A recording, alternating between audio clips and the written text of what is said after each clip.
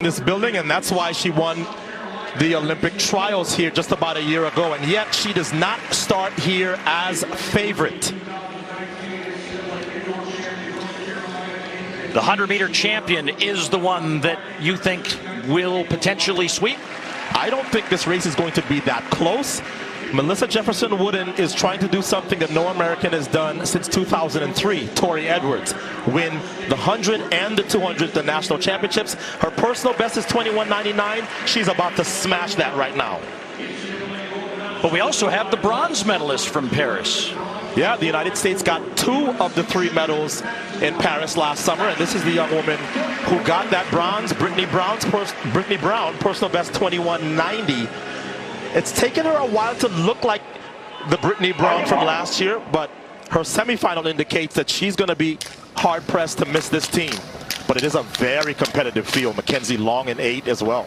Yeah, all 3 Americans made the Olympic final, and Mackenzie Long, fresh off her collegiate career, finished 7th, and she's in lane 8 in this race. Could there be a better lane for Melissa Jefferson Wooden than 7? Well, she could be in 8 or 9, but I think because she's in 7 is why I have no doubt that she's going to set a new big personal best here.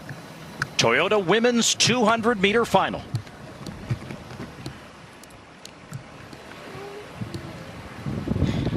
Set. Melissa Jefferson Wooden is no doubt going to use that 10.65 100-meter speed to get away from the rest of the field. So far she's done that, but Brittany Brown not too far behind. Jefferson Wooden ahead of the field. And Avia Battle had a nice run, but now she's losing ground. Gabby Thomas trying to get in the mix, but she will not. And Melissa Jefferson Wooden takes the sweep with a new lifetime best, 21.84. 2 events as Avia Battle does get 2nd. And the Olympic champion waiting for the results in 3rd. Oh boy. A little drama inside the stadium as they look to the timing cameras.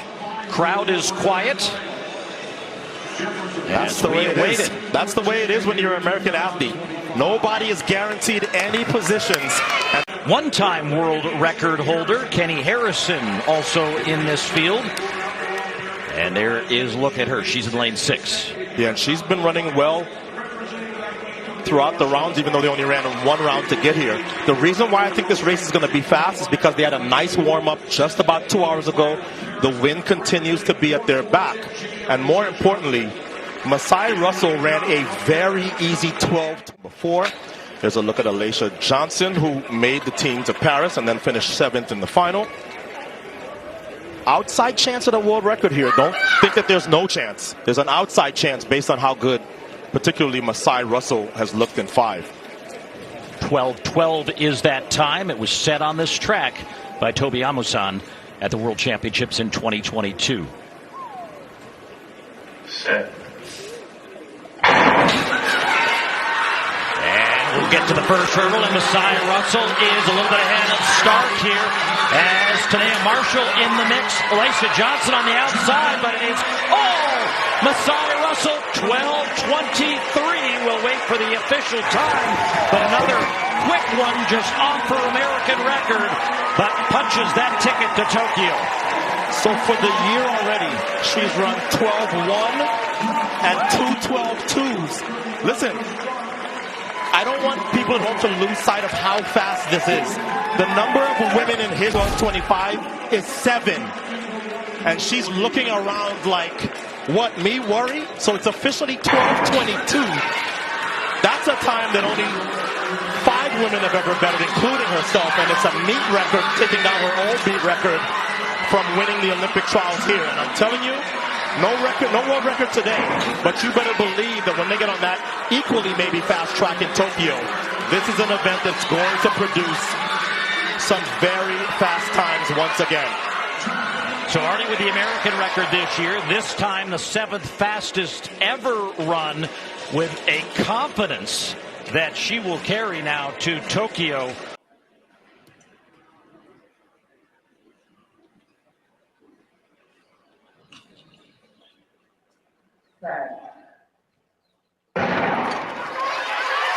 Underway with the racing on this Saturday in Eugene, the Kettle and Fire women's 400 meters, and Sydney McLaughlin-Levrone already making up the stagger on Bella Whitaker as they head down the backstretch. Yeah, now she's got her sights on former NCAA champion Britton Wilson, who's back from injury there, now second from the outside. But so far, Sydney in the lead. She's gone through in just about 23.3 seconds, so well on pace, but now she's got to make it home.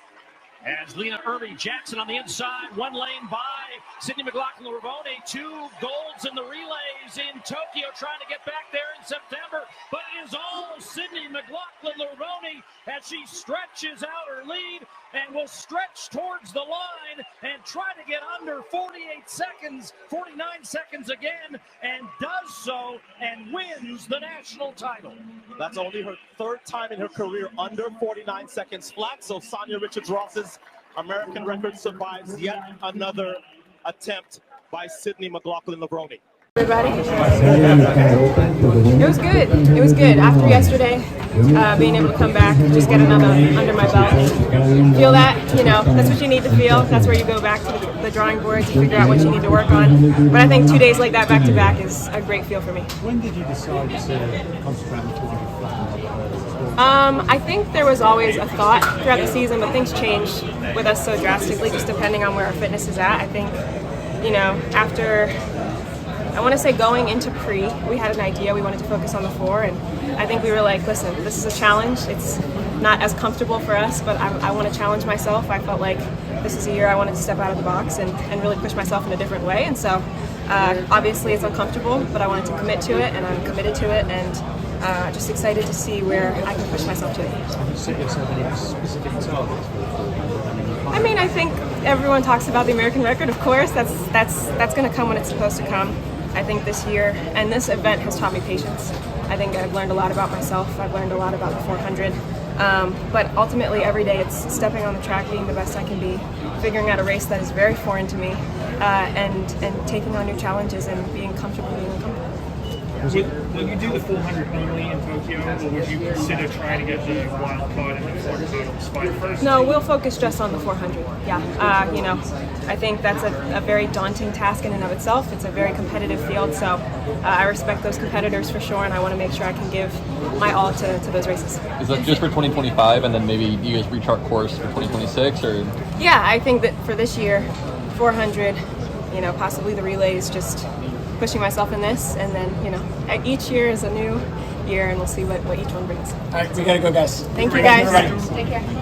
It's all the closeness in the times. I'm not good at math. The tenths, the whatever they had to go to. Like, what were your thoughts? I still don't know what the closeness was, but I know I was waiting to see if I made the team. So my thoughts was, I'm praying that I made this team. I put it all out there, and it would have been a big disappointment for me to have trained this hard, come all this way, and not made it. And then just to have both of the rounds in the same day. I mean, we didn't get to speak to you through prelims. So, what was going through your head as you came off of prelims into the final? I was thinking I need to run the turn, run it hard. I had about an hour and a half to get ready and figure it out, and so I just went back there, did a little speed power stuff, and turned around. But we all had to turn around a quick turnaround, so just made it work.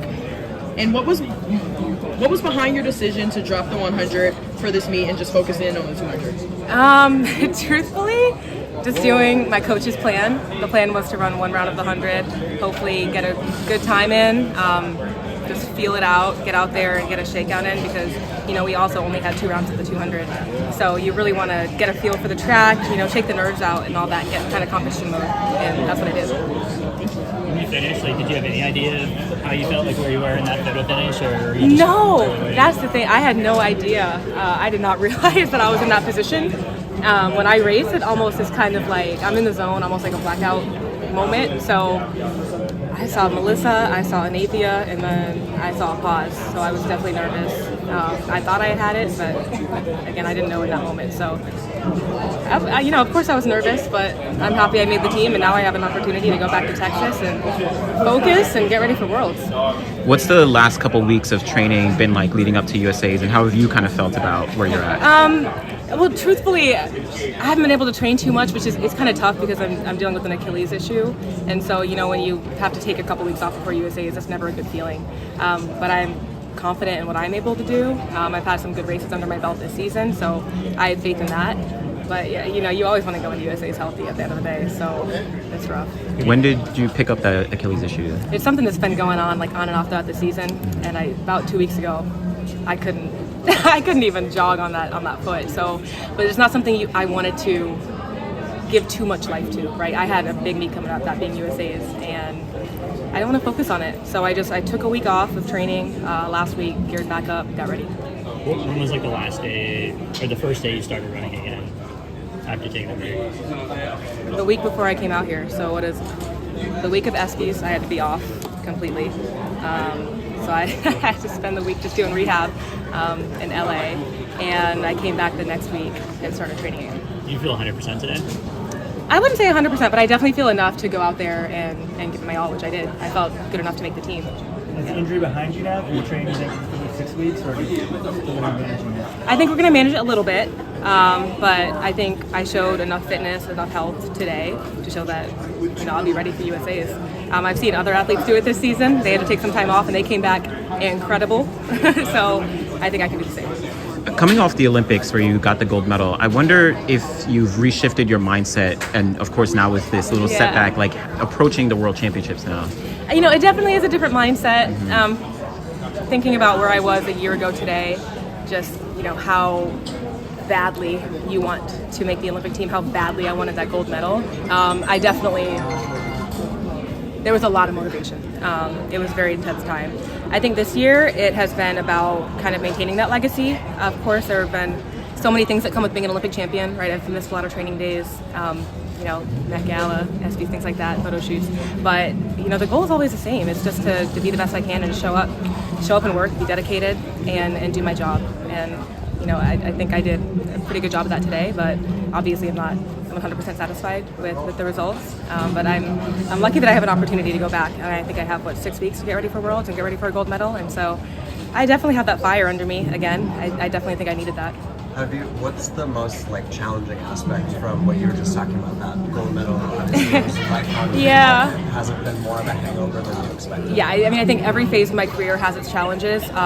Being the gold medal favorite and having all these opportunities off the track, it's a lot to balance. I'm used to balancing things. I think this one is definitely a little bit, it's unique. A lot of travel, a lot of fun opportunities. It's been incredible and so much fun, but also you got to keep doing what you've been doing if you want to be the best at track, right? There are girls out here who are hungry. There are girls out here who are younger, and they're making a name for themselves. And so I need to be able to compete with that. So I think today definitely reminded me of that. Maybe. I'm going to make a decision on that later today. Yeah. Good job. Thank you. Hi, my viewers. Good morning, good afternoon, and good evening from wherever you're watching me from. I'm your host, the African Caribbean. And I'd love to take this opportunity to welcome you back to my YouTube channel, and I'd love for you to please consider giving me a subscribe on this channel. Mind me, it's a new channel, and all I'm requesting from you, it's your love and support. So in today's video, it's all about, or rather we all know that there has been these ongoing events in the United States whereby there have been also great athletes who came to showcase and deliver their personal best. Now, we all know this is because of the oncoming Olympics that will be held in Tokyo, Japan. Now, in this case, I sampled several videos for you that took part, or rather happened during these event, and that was in the United States. Well, in this case, I have the 400 meters women, I have also the 200 meter women's, and also most importantly the 100 meters hurdles.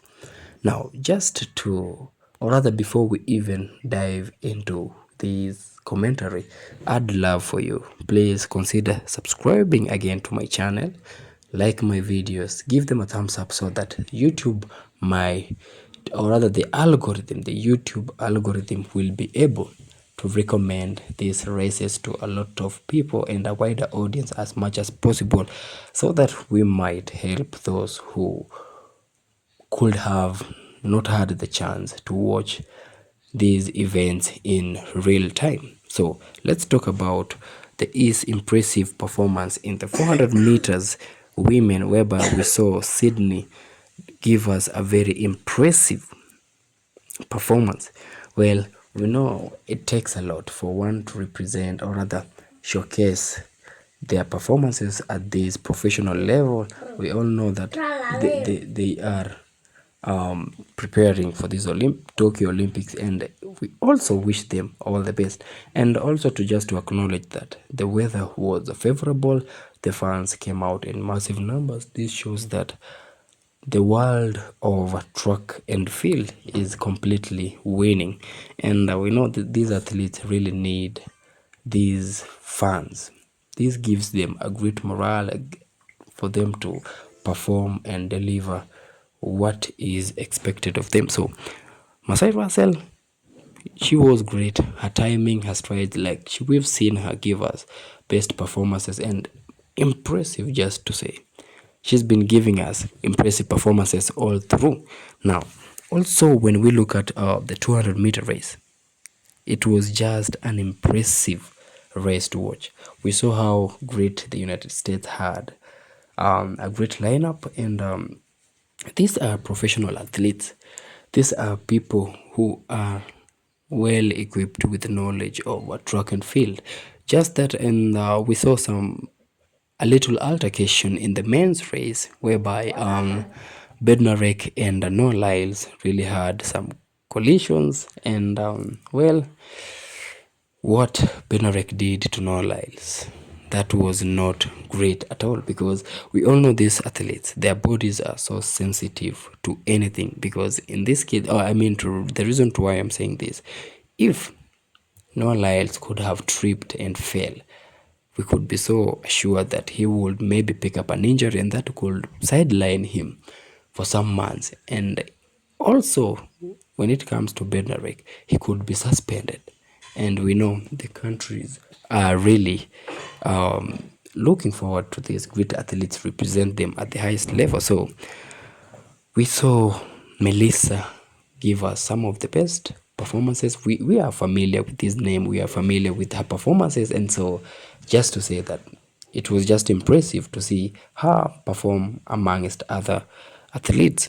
Now, when it comes to the 100-meter women's hurdles, well, we all know that the hurdles, any event that has hurdles in it, or rather involves hurdles, this is one of the most difficult races in track and field, because we know it involves these jumps, and this requires someone or an athlete to be so much stable for them to compete in these categories. So to all the women who took part in this race, and more so, just to say, Masai Russell did manage to give us some of her best performances and made her fans proud.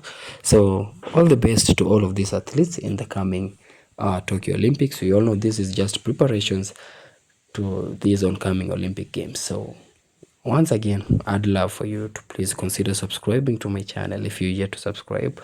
This is indeed a new channel, and I'm depending on you for your support and love for me to grow in these channel. So I've been your host, the African Caribbean, and until we meet again in my next video, maintain peace out there.